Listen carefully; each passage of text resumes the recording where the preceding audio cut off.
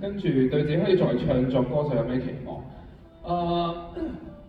的確係冇諗過突然間會變咗一個唱作歌手嘅，即係一直都同大家講話想做呢件事，但係想 ready 先啊咁樣。咁但係即係可能真係機緣巧合啦，同埋即係有啲嘢可能真係唔係話你 ready 先 ready 嘅咁樣。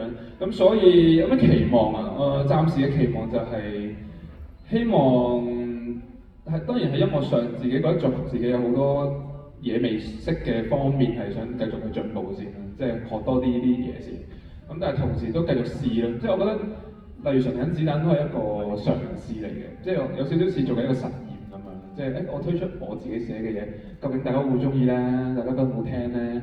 即係對自己嘅作品嘅一個測驗咁樣咯。呢個測驗我哋覺得好唔好聽啊？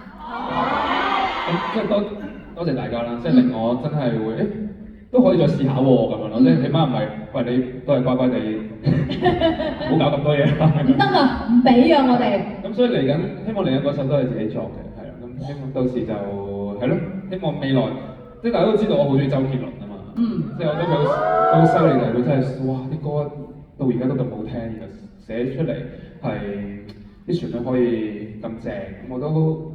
即係當然唔係話要成為佢啦，但係我即係希望都可以一步一步咁樣慢慢儲下啲作品，可能越嚟越多咁樣。OK，多謝。